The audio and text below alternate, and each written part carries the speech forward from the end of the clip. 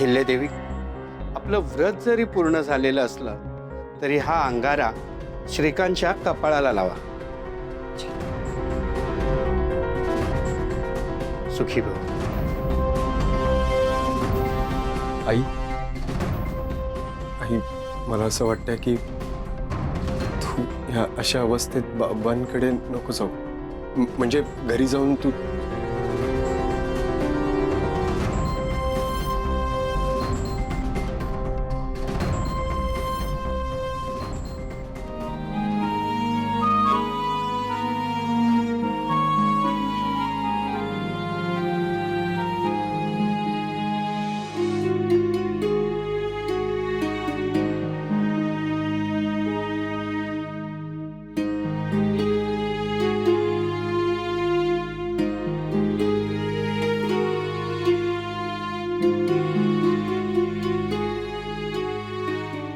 देवा, ही अशीच कृपा आमच्यावर ठेव. माझ्या श्रीकांतला असंच उदंड आयुष्य लाभू दे. अहिल्या, असं कसं देव घेऊन जाईल मला?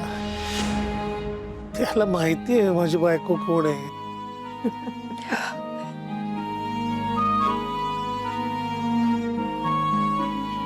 अहिल्या, प्रत्येक वेळेला तुझा हट्ट पूर्ण करतेस तू.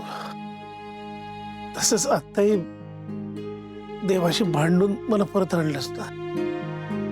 एवढं प्रेम करतेस माझ्यावर. खरंच खूप भाग्यवान आहे मी. मला तुझ्यासारखी बायको मिळाली. बस श्रीकांत. काय ग, काय झालं? काही नाही. काय नाही बाबा, हिने व्रत केलं, तुमच्यासाठी गुडघ्यांवर चालली आहे. प्रीतम, एवढा त्रास होतो तर नाही पूर्ण करायचं ना व्रत. श्रीकांत, काय बोलतोयस तू? नाही तर काय. अरे चांगला स्वर्गात चाललो होतो अप्सरांना भेटायला, परत बोलवलं हिने. बाबा बस बस झाला आता. प्रीतम बघ हा, नवऱ्याला जरा म्हणून एकटं सोडत नाही त्या बायका. पुरे, आत्ताच ऑपरेशन झालं.